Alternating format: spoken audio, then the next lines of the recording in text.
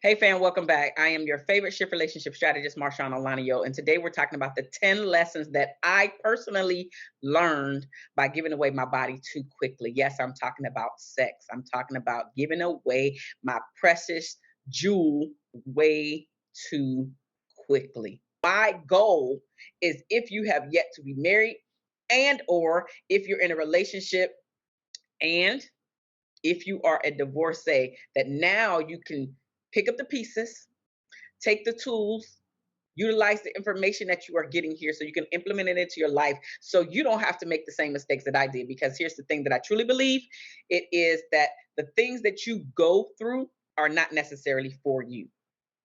And so if you don't have to experience a divorce like myself, if you are not a part of this group of people who gave away their body too quickly, not realizing all of the implications and just the stuff that comes along with it, then congratulations, you are in the minority. And I know a lot more people want to be in that minority, but we can't reverse time. So I want to impart this information to you so you don't have to go down the same road as me. It's very important that I, using my voice, using this platform, to come here and share my ups and downs, my woes, the things that I learned, so you can take them from me. And if you're anything like me, then you don't have to get beat upside the head in order to learn the lesson. You can learn the lesson through somebody else's story. That's how I learn. You don't have to tell me a whole bunch of stuff. I do not have to experience a whole lot of stuff in order to get the lesson. I want to get your lesson. Okay. So if you have a platform, right, I want to listen to your story and receive your lesson so I don't have to experience your lesson. I can hear it, I can take it in, I can watch for the things that you mentioned, and then I can go about the business of living my life and avoiding the same things that you went through. So it doesn't have to be a part of my story, but I still know the information. I still have the lesson. Let's jump into these 10 lessons that me, your host, Marshawn Olanio, experience. Lesson number one is that whenever I gave away my body too quickly, I noticed that I would get emotionally attached to the man like that. Yes, like that.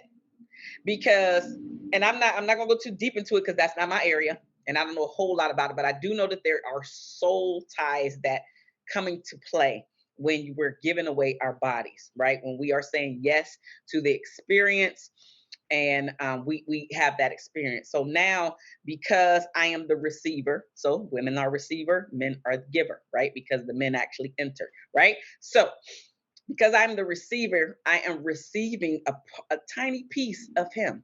It stays with me. So we have a soul tie that is being formed, and now he is within me, right? Literally and figuratively. So I would get emotionally attached way too soon before I knew anything about this person, or at least on a deeper level. I'm not going to say that I was out here just willy nilly with any and everybody, but I know as far as the time frame that I'm specifically talking about, it's the time frame when I was deciding that, hey, I'm grown, I'm going to do what I want to do and all this other stuff, not realizing that all of this baggage, not realizing that all of this baggage that I was going to carry around later on was upon me. So, lesson number one that I got from giving away my body too quickly is that I would become emotionally attached way too quickly. It's like ridiculous. Now, if you can relate to that, you can put your hand up. You can give me a thumbs up down in the comment section because I understand. I understand that I know that I'm not alone because I've had these conversations with my really close girlfriends and we all had our hand up.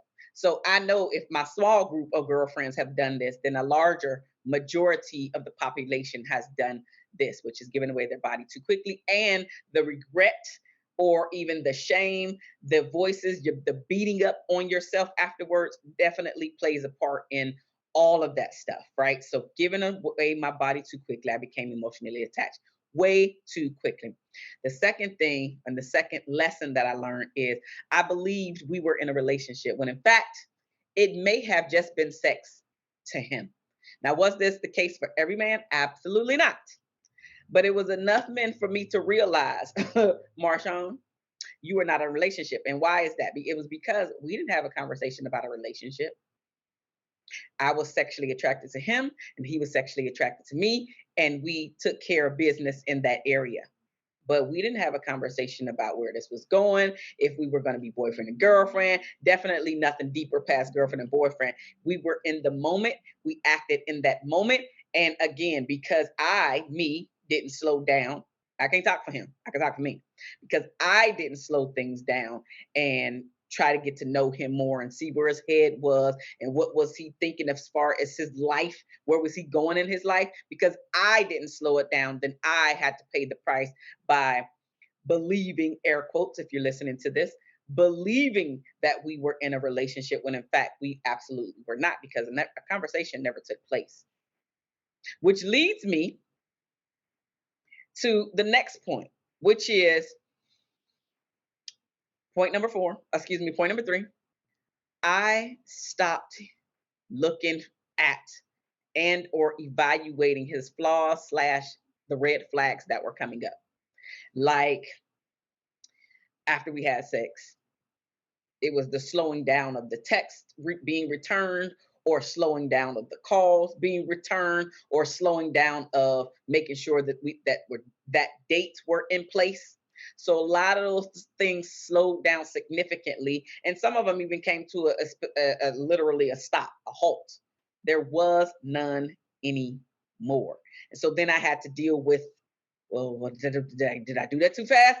I mean, they say that, because I'm grown, but all of this, all of this chit chatter was in my head, and I had to deal with the consequences, because that's exactly what it is, right? I did something, and now the consequences because I did something. And for me, in this particular case, it was having sex too soon. I was giving away my body a little too fast, and I had to deal with that. I had to deal with not paying attention to the red flags and the flaws. And then I was also trying to reach out too much.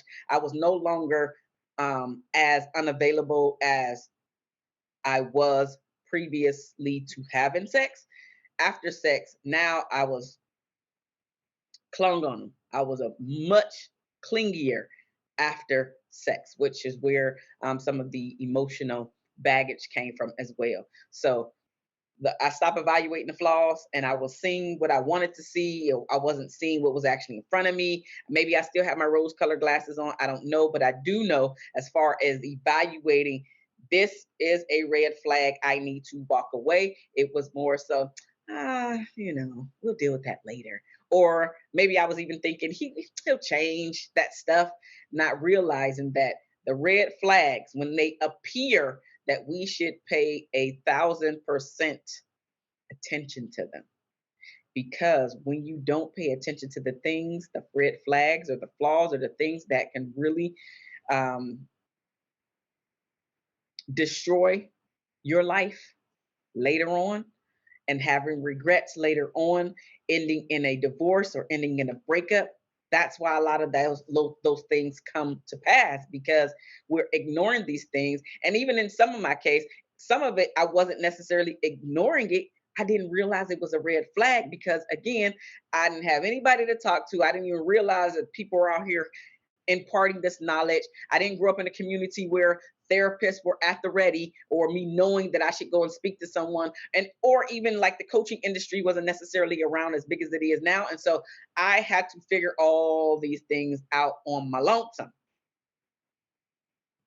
Had to figure them out. This wasn't a conversation that I was going to my parents to have with them to try to figure things out, because again, I know what I'm doing.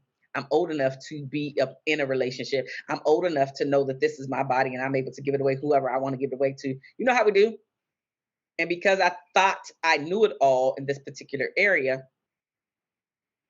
I had to deal with what came with that. So some of it is I didn't realize that some of the things that were happening were red flags. But then those things that I did know were red flags, I might have swept them up under the rug, or thought that they were just going to go away miraculously, like a lot of us do. Yes, I was young, but I don't always want to put it on my age, right? I have to literally take responsibility for my life and the way that I am navigating through my life, which is why I'm imparting these lessons here to you, because I want you to take responsibility for your own life as well, and the decisions that you made as well. So, red flags, didn't pay attention. Lesson number 5 is that I acted more like his girlfriend and even sometimes as his wife more than he deserved. Like when I would go to the store, and this wasn't necessarily just one, this was a pattern that I noticed for me from me. I would go to the store, send a text or call, hey, you want me to get X, Y, and Z? Or I would see a gift and I'm like, oh, I think this would look nice on him, or cologne or whatever the thing was. I was like, oh, okay, let me do that. Or I would call and, I'm coming over. Do you want X, Y, and Z? Or I cooked. I cooked. Do you want me to bring some of the food? Or are you coming over because I cooked? Like it was a whole bunch of wifely things and again, even girlfriend things, because there was no title. If you keeping up with the story, the men that I'm speaking about, it was no title in there. So I was doing a whole lot of girlfriend slash wife things that him did not deserve. So pay attention if you're acting like a girlfriend or a wife and you do not have a title. Gotta pay attention to that. Lesson number 6 that I learned is that I stopped trying to get to know him. I stopped asking the questions. I stopped trying to get to really know the real man that was in front of me. His likes, his dislikes, his trauma, his baggage, how many kids. I would always ask about the wife and the living situation, so that wasn't there. So I did ask some question. It just wasn't enough questions. And like I said, they either stalled or stopped, which brings me to point number 7. Why did it stall or stop? It stalled or stopped the getting to know phase because once we kind of got in the rhythm of having sex, and especially good sex, most, if not all, of the encounters, the next several, I don't have a number, but the next several encounters was strictly about sex. So again, I don't have a title. I'm not a girlfriend. I'm not a wife. I'm acting as if I'm a girlfriend or wife by gifts and food and maybe even like if he was over and I was doing laundry, I would do laundry, right? His included. So I was acting with no title. There was no conversation about where we were going next step. I was assuming that we were on the same page. Again, flag for myself. Throw the no, can't assume nothing. We have to be adults and have these conversations. And I didn't realize everything that comes with it. Being in a healthy relationship, knowing how to show up, knowing what questions to ask. Like I have this client right now, and we've been talking about conversations like this and just giving away your body too soon, and how, if we could turn back the hands of time, how we would do things differently. And we can't now, right? We can't now. And so now we have to take responsibility for how we were creating our life and obviously stop doing that, right? But then also figure out the roots and why did we start doing this stuff in the first place. And in some of my clients' stories is because their innocence was stolen, and others we just didn't know because if you're anything like me or if you have a story similar to mine, because I'm a preacher's kid, a PK, there was not really a lot of talks about relationships and definitely not sex.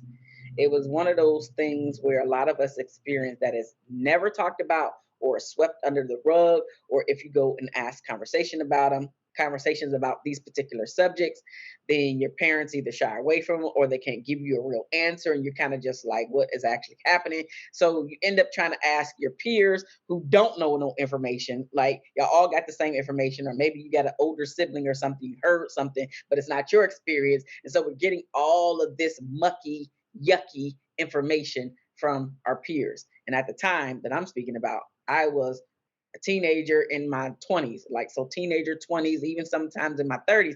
And so I'm getting this information from my peers and they don't know. I don't know. They don't know. We don't know. So we out here trying to figure out all this stuff, and it's exhausting. And then we're wondering why things are not working out, and we were actively searching for love in the wrong place, because many of us didn't love ourselves. Many of us had low self-esteem, or uh, low confidence. And so when you don't have high self-esteem, when you don't have high confidence, and when you don't have a clue about how to date, be in a relationship, and all that stuff, here's when you bump your head many a time. And unfortunately, figuring it out this way is a sucky way. Like, let's be real. It's not fun. It's not fun out there trying to figure this thing out. And because you are searching for love outside of yourself, because most of us are struggling with our inner love and our inner self. And if somebody was to come up to you and ask you who you are, most people talk about the career or their parent, mom, dad. I'm the mother of, I work at, or I am like physician, firefighter, whatever, right? So most of us talk about who we are and how many, instead of like our characteristics and the things that make us us. Because me, I'm super goofy. I'm a big goofball and I love it. I'm a big laugher. Yeah, I'm a big laugher. I laugh all the time, right? But I'm also highly intelligent. I am I have a lot of integrity. When I say I'm gonna do something, I actually do it. I don't break my promises. Like, there are other things in other areas, characteristics and things that we need to be bringing to the table, where most of us usually say, I'm a mom. I am a mom, sure, you know, but that's not necessarily who I am. It's a piece of who I am, but most of us say that's who we are, and we kind of stick with that. Now, let's jump back into this. Number 8. We're on number 8, y'all. Lesson number 8 that I've learned is that my feelings always got hurt, whether it was intentional or unintentional.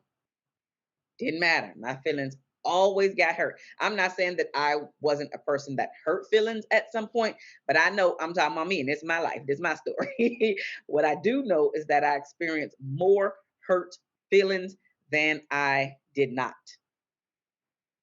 by not slowing down and giving away my body too soon. Like, that's it. It's just giving away my body too soon. And it was also because I didn't know, but I also didn't love myself enough to say no. And not because he was pressuring me, although I probably did feel pressured in some instance, but it wasn't necessarily from the pressure. It was more because I wanted to be loved. And I felt like if I didn't give my body to him, then he wasn't going to stay around, which is lesson number 9. Lesson number 9 is that I figured it out. I didn't have to give away my body in order to get him to love me, in order for him to accept me, in order to keep him around. I didn't have to do that. But unfortunately, I learned that lesson later than I would have liked to have learned said lesson. I wish I'd have learned that sooner, but I didn't, which is why I'm here to impart it to you so you can learn it sooner than later, especially if you are someone that is just starting to date, and you have not had sex or a lot of sex, right? So I really want to impart this information to you because I want you to hear what I'm saying, but hear it so you can use it for you. When people try to pressure you specifically into having sex because of your insecurities or your fears are coming and getting in the way, and you believe that the only way to keep this person around is to have sex with them, I'm here to tell you, you do not have to do that. If you're feeling pressured to give your body away to this person in order to keep them, that literally is your sign to say you need to back up and maybe even back off and just go in the other direction. Because when you're in a healthy, loving, beautiful relationship, you do not feel pressured. It is something that you actually want to do. It is like a natural progression because you two feel so connected. And in the beginning, we do feel a bit connected because you are starting to ask questions and you're getting to know this person, and there's a lot more laughter in the beginning. But I'm telling you, because we introduce sex too soon, because as I mentioned before, I haven't been the only one that's done this. And I'm at the friends that I'm specifically talking about, I didn't grow up with these friends. So just imagine we're all from different parts of the state or even the world and even different countries, and we've all done the same thing. And I know it's not just my small group. I know it's not, right? So if we could slow down and stop feeling like I'm going to lose this person if I don't give my body away to him, then could be better off. You'll be better off by knowing that you're worth the weight. And it doesn't have to be the weight with him, right? It could be the weight with your real man, the one that's for you. The 10th and final lesson that I learned by giving away my body too quickly was that I looked desperate because I was applying the pressure on the man to now choose me as his girlfriend, because I was so desperate to get the title, because I was, at least in a little bit, yeah, at least a little bit, I felt entitled to get the title as his girlfriend because I made the decisions, and then I wanted him to make a decision or to choose me, when in fact I needed to be the first one to choose me, and I didn't. So I can't blame any man that I'm specifically thinking about. It's all coming back to me, all of it. Nobody put a gun to my head. Nobody did me dirty in that way. Nobody took it from me. Thank God, because, you know, that happens. Nobody took it from me. I willingly gave it. And I wish that I would have slowed down and got to know Marshawn and understood how important it is to know Marshawn before jumping into bed with fill in the blank name, because it doesn't matter about the name. This is all for you, so you can get a better understanding of the way that you are showing up, and so we can cut out all of that blaming, so we can really take responsibility for how we're showing up and the things that we're doing and the things that we are not doing, so we can literally stop pointing the finger at other people, i.e., your partner, or you being in a situationship. Maybe you didn't have the conversation, whatever the thing is. We, including you, have to take responsibility for your life, the way that you're showing up in your life, and the things that you do that you're not so proud of. That's a part of your life. The things that you may feel like you missed out on because of the choices that you made. All of that is you. Just like me, I'm talking about these 10 lessons here today. These are my lessons. But I know that I'm not alone in some of these lessons, right? May not be all 10 that you've experienced, but you've experienced some. And so I'm just here to share with you that you don't have to go down this same road if you have yet to be there. And if you have been down this road, just know that that's okay too. Because I'm okay. I'm here sharing and airing my dirty laundry right now. It's okay though. It's okay. So just know that it's okay. I love you guys, and there's nothing that you can do about it. I am Marshawn Olanio.